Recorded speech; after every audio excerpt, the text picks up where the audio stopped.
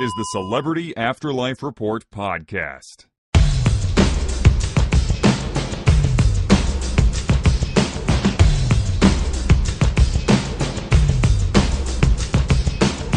Hello, friends. Welcome to the Celebrity Afterlife Report, the only show on the internet that gives you the up-to-the-minute gossip about all your favorite-to-see celebs. I am your host, the Celebrity Medium.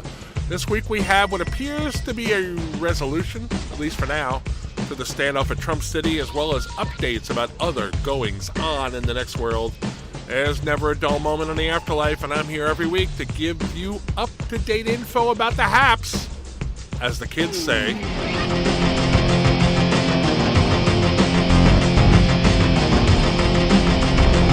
Okay, I referenced Trump City a moment ago, so let's dive into that nightmare. After weeks of a standoff between Mayor Fred Trump's lockdown town and the friends and relatives of those on the inside, who have been camped out, imploring the mayor to unlock the gates, things finally came to a head the other day. The protesters decided that enough was enough, and that it was time to storm the castle, so to speak.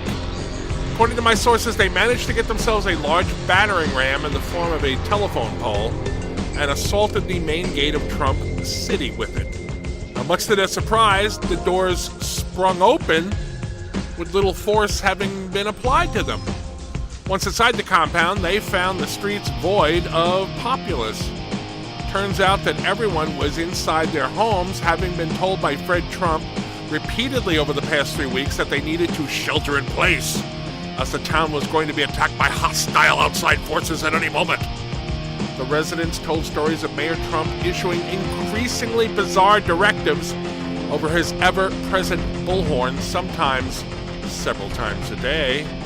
They assumed, as did the protesters on the outside of the city walls, that the entrances to the town were locked tight, which is why no one inside tried to escape, and no one outside tried to open the doors. Weird. My sources describe these citizens of Trump City as being in shock over their bizarre confinement, but otherwise healthy. Magda Gabor, who used her own bullhorn to implore Fred to at least let her speak to her sisters, was reunited with them. Now, strangely, Ava and Jaja seemed pretty much completely unaffected by their nearly month-long confinement.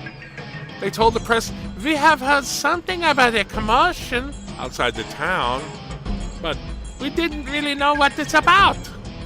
In contrast to everyone else who had been locked inside Trump City, Ava and Jaja said they heard some yelling, but they had no idea what all the fuss was about. Now, you're probably wondering what is going on with Fred Trump himself, and you're hardly alone in that, as the mayor seems to have disappeared. Doesn't appear to be anywhere inside his town, and the residents say they hadn't heard anything from him for the past few days. A stark contrast to the frequent harangues he had subjected them to prior to his disappearance. Aviator Charles Lindbergh, who took Trump's place on the parapet over the main entrance to the town on an occasion or two, also seems to be missing. As near as I can determine, no one has any idea when the men left town, how they exited it without being seen, or where they are at the moment. So a strange story has a strange ending, or maybe just an interlude?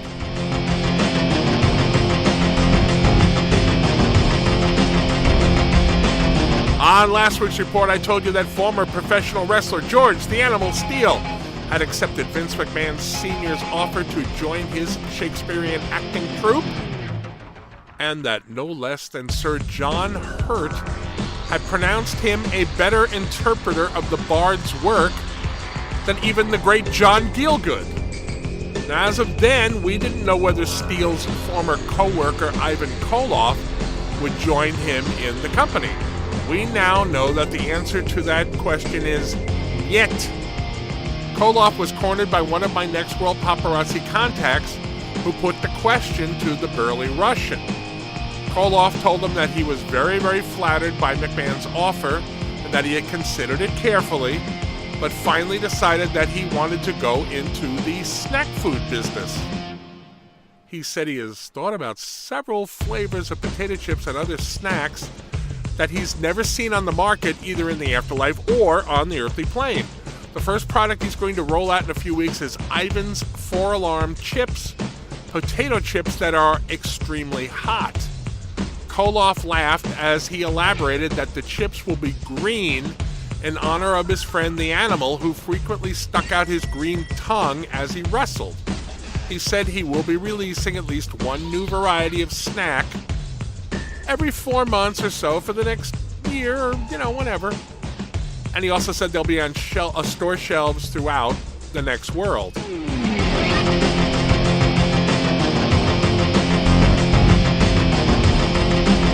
We haven't heard anything about iVironment, the indoor attraction where Afterlife residents can go to enjoy a rainy day, in months. Now comes word that co-owners and operators, artists Jean-Michel Basquiat and Salvatore Dali, will be making a movie inside its confines. Basquiat and Dali made the announcement via a press conference inside iVironment the other day. They took the place over after creator Steve Jobs became frustrated because of a long-running feud he had with Jackson Pollock over a lewd mural the latter made to hang inside the attraction. Really strange story. Go back and find it in the archives if you don't know it. It's a weird one. My sources tell me that Basquiat was mostly silent during the press confab, while Dali was his usual media-friendly, bizarre self. Dali was wearing a hat made out of a stuffed penguin, while he spoke cryptically about how their upcoming movie would be the greatest work of art ever committed to film. The only actual details anyone could get out of the pair was that they would be starring in the movie and that it would be filmed entirely inside iVironment. As of now, there's no word on the film will begin production, or if, when it's finished, it'll be screened in theaters or only inside iVironment. I'll give you more details if and when I get them.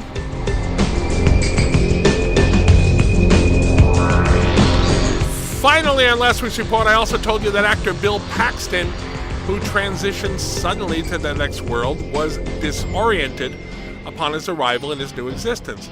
As I've chronicled on other occasions, that's not particularly unusual, and it's rarely anything to worry about. As a follow-up to that story, I can now confirm that Paxton is fine and is acclimating well to the afterlife. My sources tell me that he has settled into a small house in a section of the next world populated mostly by people originally from Great Britain. I'm not aware that Bill was an Anglophile when he was on the earthly plane, so I'm not sure why he chose to live there, but that is where he is, at least for now. Word is that, as I predicted, he's been inundated with scripts and offers of acting work just in the week since he arrived. People who have seen him out and about in public say he looks happy and seems to enjoy being there.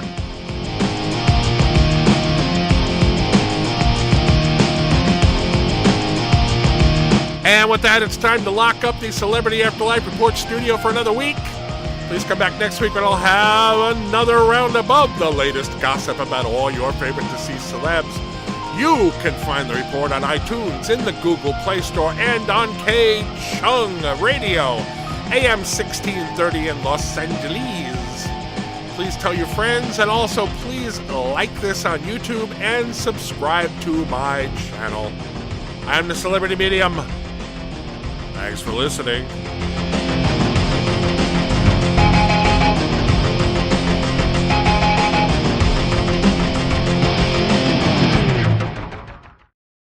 You've been listening to the Celebrity Afterlife Report podcast. To ask a question about your favorite deceased celebrity, call 818-3-MY-DREAM. 818-3-MY-DREAM. 818-369-3732.